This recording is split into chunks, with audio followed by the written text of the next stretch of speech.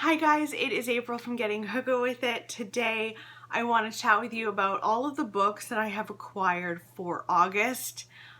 Some of them were sent my way, some of them I picked up myself. I went to a value village and did some major damage.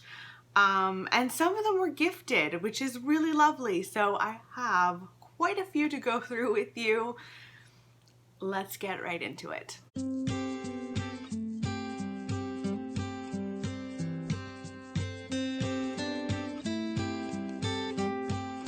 I have 13 books that I picked up over this period of time. I'm going to start with my Value Village haul because I did some damage and I got some amazing gems.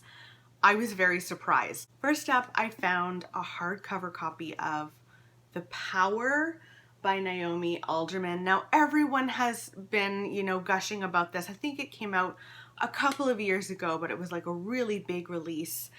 And this is about women, essentially girls, are gifted in some way. They're gifted the power to inflict pain on men. So it's like if the tables were turned and women were able to inflict pain on men the same way that for years and years and years men have been able to inflict pain on women. What would that look like? It has a blurb by Margaret Atwood, and there's been a lot of references to it feeling a bit Margaret Atwood-y, but she says, electrifying shocking will knock your socks off, then you'll think twice about everything. So I was thrilled when I saw this, like truly thrilled. Another gem I found was a book that came out pretty recently, like within the last year, I would say. It's a thriller, and it's The Wife Between Us by Greer Hendricks and Sarah Pekkanen. I'm very intrigued by this one. It says, when you'll read this book, you'll make many assumptions. You'll assume you're reading about a jealous ex-wife. You'll assume she's obsessed with her replacement, a beautiful younger woman who is about to marry the man they both love. You will assume you know the anatomy of this tangled love triangle. Assume nothing. I was just so excited when I saw this at the store. I had to pick it up, and honestly, it doesn't look like anyone read it. Like, the spine is intact. I don't think anyone read it, and I love it when that happens. It's like my favorite thing when you go to a used bookstore and you grab a book you've been wanting to read and it looks like you're going to be the first one. Hooray. I also got An American Marriage by Tayari Jones. Now this recently won, what in the world is it called? It's not the Orange Prize, is it? The Women's Prize? Is that what it's called in the UK? In any case, this is supposed to be a very hard, difficult read, but it's about a marriage in which the man in the marriage is falsely accused of rape, and he's sentenced to 12 years in prison. And we're following this marriage between this man and this woman who she knows that her husband did not commit this terrible crime, and he knows it, and it's about what happens to them. So I'm really hoping that it's going to be good and I'm going to vibe with it. I know it's going to be a really hard read, but so many people who have read it have really enjoyed it. So I was very happy to get this one. I also picked up The Girl in the Red Coat by Kate Hammer. I've been wanting to read this for years, like years and years and years, and I've been on the hunt to find this at a used bookstore for a very long time too. It's about a little girl named Carmel Wakefield. She's 8 years old and she gets lost.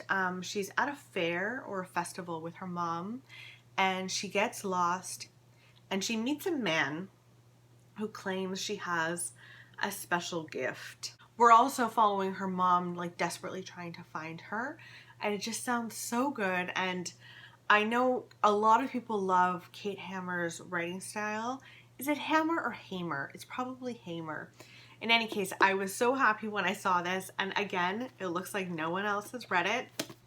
Yes! I also picked up Jeanette Walls's The Silver Star. This is a novel, But I have to tell you, it does sound a little bit like her own story. I read The Glass Castle, was it last year or the year before? And it was just brilliant and sad. And that's an autobiography of Jeanette Walls's personal life. This is fictional, but interestingly, it does sound a little bit autobiographical. This takes place in 1970 in a small town in California, and we meet two sisters who have a very artistic mother, and their mother just leave them behind for 2 months and give them a little bit of money to last, like keep themselves alive. One day they come home, they see a police car outside of their home, and they decide to just up and leave. So they go to visit their uncle in a decaying mansion that's been in their family for generations and generations. And it's about their lives together, and it sounds really good. I just think Jeanette Walls is a wonderful writer. Just based on The Glass Castle in and of itself, I was completely hooked. So, of course, I picked this up. And then this one is for a little baby girl. I already have a copy of this myself, but I thought she should have her own copy of Anne of Green Gables. I have still not read it. It would be not surprising if we ended up reading it at the same time, but I really love these editions of children's books. So I'm very, very eager. It's very gorgeous, and I just could not resist when I saw it at a Value Village, so I picked that up for her. Next up is a book that the lovely people over at Inkshares sent my way. It's written by Scott Thomas, who wrote Kill Creek, which is on my shelves. I still have to read that. I'm thinking like October would be a nice time to read that. And this is a horror-ish book about a child, and I usually love those. It's called Violet, and it's coming out in September of 2019, and this kind of swaps back and forth in time. We meet Chris Barlow in 1988. She's 10 years old. She's saying goodbye to her mother. Her mother is dying. And she goes to this, basically like this summer house. 3 decades later, she finds herself going back to the same place because her husband was killed in a car crash. So she and her 8-year-old daughter go to this summer house that she has. I don't know if she has any fond memories there or whether it's just, you know, wrought with grief. But they go there together. Apparently, a shadow has fallen over the quiet lake town of Pacington, Kansas, and beneath its surface, an evil has grown. And it says, and inside that home where Chris Barlow last saw her mother, an old friend awaits her return. What? Like, it genuinely sounds creepy. It sounds like a horror movie. Yeah, I need to read this. Even the cover is amazing. Look, so there's this one girl up here, and then there are two in the reflection. Like, who's this one? God, I'm very, very excited to read this. I also received an ARC from HarperCollins Canada, and it's an Anne Patchett. It's her latest, The Dutch House. This follows two siblings who grew up very wealthy. Like, their parents were incredibly wealthy. Now, unfortunately for these kids, as they grew up, they lost everything. Their parents never descended into poverty, but they did. And it is about their relationship together and the house that they grew up in, the Dutch house, I imagine. So I'm really eager to read this. I just love Anne Patchett's writing so much. So yeah, so this one comes out on September 19th. So those are the ARCs that I received. And then I've got a few more books. This one was suggested to me by my therapist. I deal with anxiety, sometimes more than other times.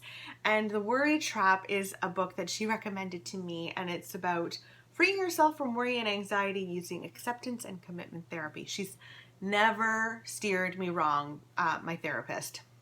And I went into her, I went to go and see her recently-ish, and she immediately said, okay, you should probably read this book. And she had a copy, so I bought it right there on the spot.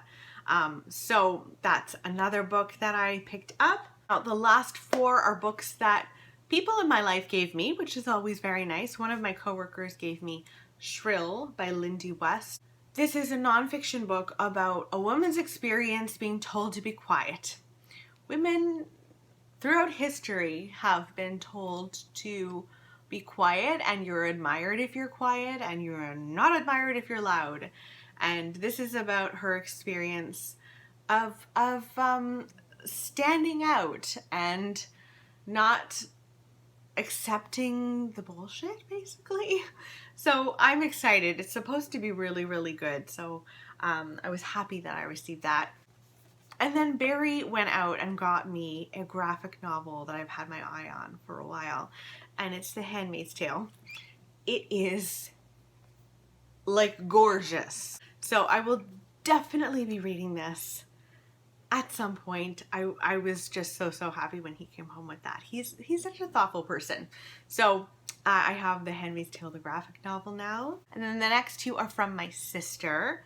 She was getting rid of Minimalism for Families, which is practical, minimalist living strategies to simplify your home and life. And so I saw it and that she was getting rid of it, and I was like, you know what? I could use that. Our family is getting bigger, and I could use a little like organizational tips and how to not hoard so much, because you can definitely, like, the toy thing can get out of control. So I thought this would be maybe helpful for me. And then she also gave me Room for Children, which is basically a coffee table book about children's rooms. So there's nurseries in here, and then kids' rooms and playrooms, and just how to design a lovely room for a child. And I thought that was very, very sweet. So I was very lucky this August. Like, book publishers sent me amazing books. My friends and family sent me books, and then I did some real damage at a Value Village. Let me know in the comments below what book you have acquired this August that you have been really excited about, that you saw and you just had to get it. I would love to know what that is for you, and I will talk with you soon. Okay, bye guys.